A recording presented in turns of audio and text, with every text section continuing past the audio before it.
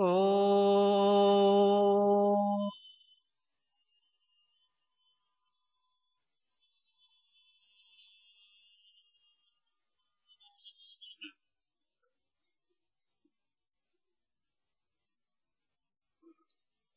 वसुदेवसुतं देवं कंसचाणूरमर्दनम्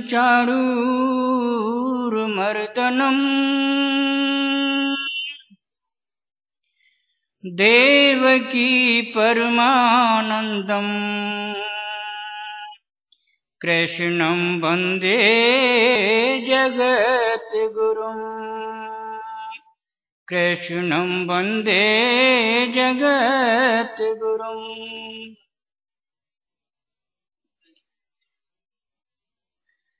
आप सभी माई भाई बच्चे बुजुर्ग और महापुरुष संत प्रवर सभी को हम यहां भूरी वालों के दरबार में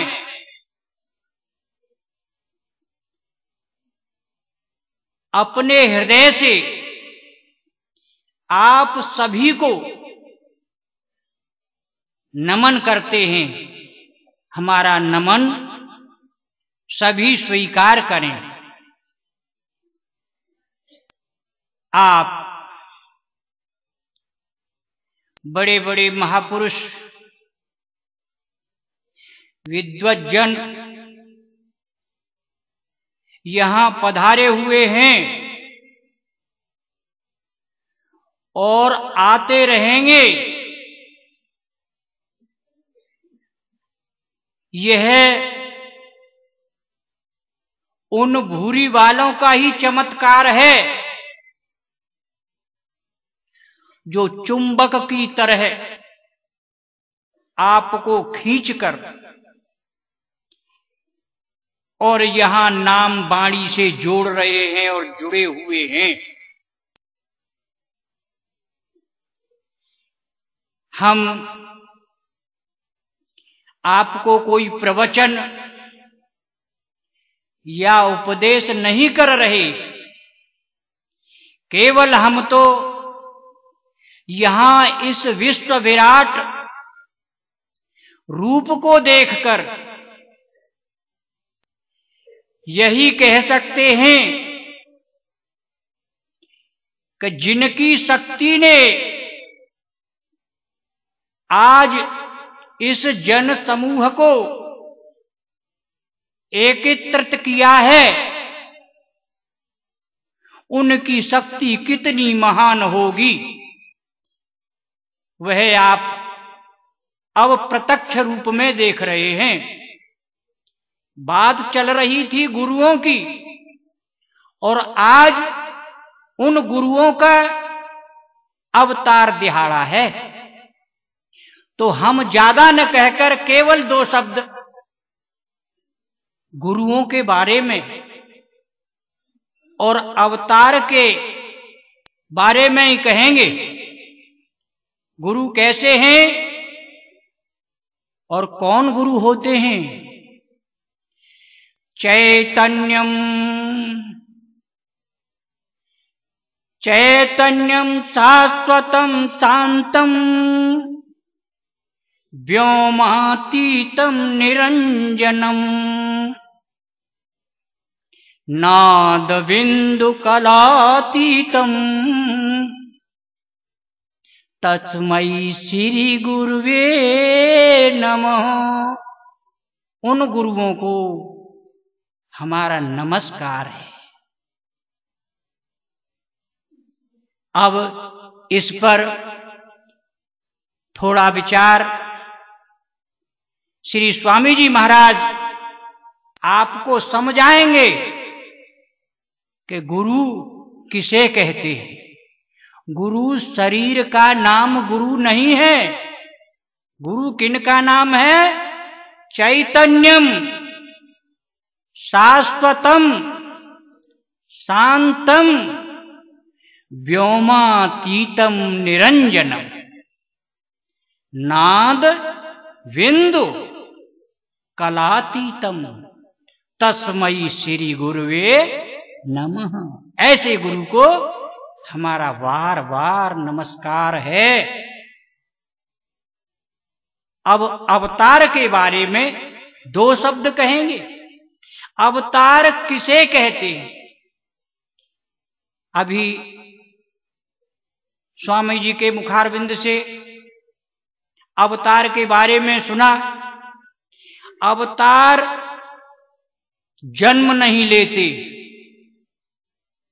अवतार कृत्रिम क्रिया से पैदा नहीं होते, तो फिर अवतार किसे कहते हैं? अवतार उसे कहते हैं कि जो न दिखाई दे रहा है, न मालूम पड़ रहा है, और आपको दिखाई भी देने लगे और मालूम भी पड़ने लगे। जैसे कथा के माध्यम से कल भी आपको श्री स्वामी जी के मुखारबिंद से सुना था प्रगट शब्द। भये प्रगट कृपाला दीन दयाला कौशल्या हितकारी। तो वह क्या है? वह पैदा नहीं होते, वह जन्म नहीं लेते। और सबसे बड़ी बात यह है कि अवतार के बारे में और परमात्मा के बारे में आप यह निश्चय कर लेना कि देह नहीं होता, पांच भौतिक शरीर नहीं होता,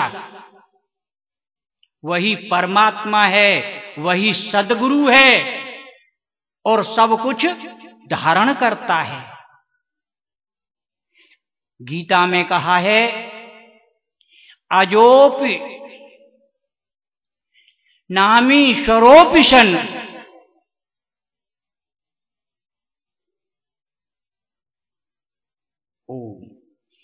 प्रकृतिम स्वामिधिष्ठाय।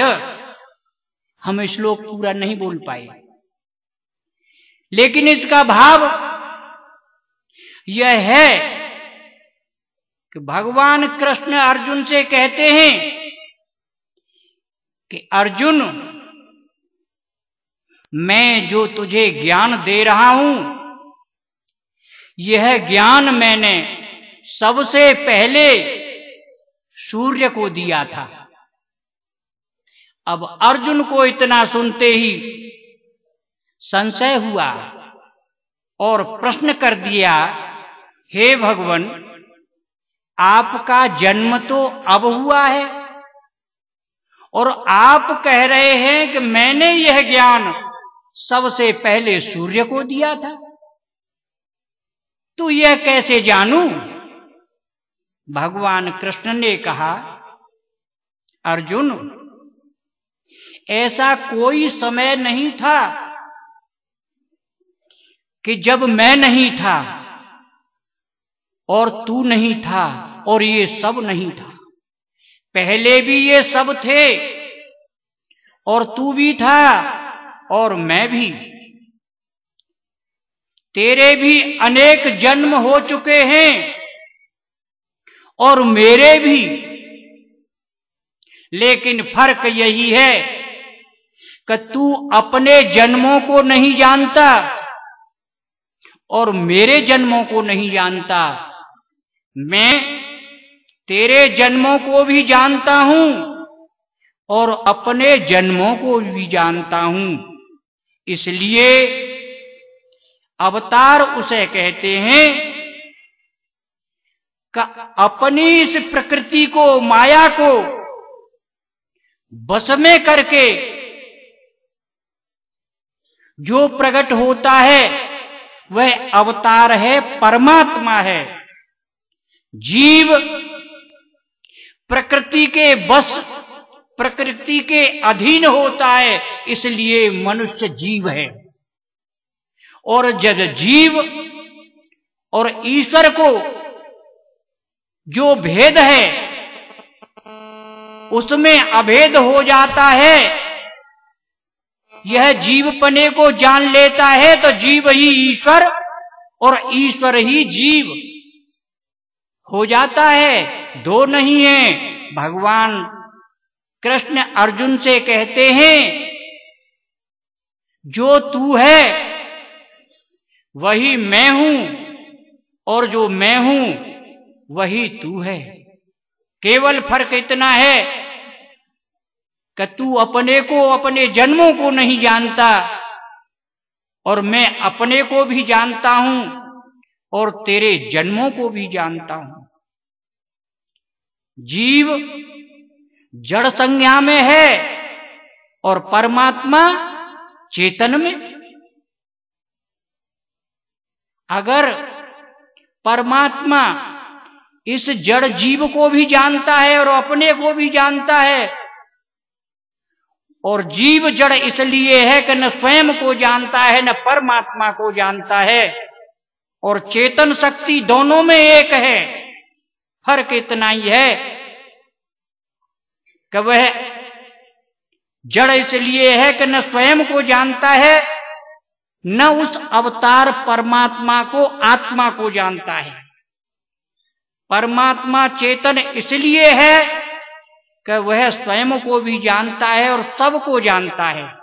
प्रकृति उसके बस में है और जीव प्रकृति के अधीन है, वश में है। बस इतना ही भेद है। आगे श्री महाराज जी के द्वारा हम प्रार्थना करेंगे कि इसे सुधारने की कृपा करें और भक्तों को अपने हृदय, भक्तों को समझाने की कोशिश करें। बस अपनी वाणी को विराम देते हैं। बोलो भूरी वालों की, बोलो भूरी वालों की, बोलो मौजूदा गद्दी आसीन महाराज श्री की।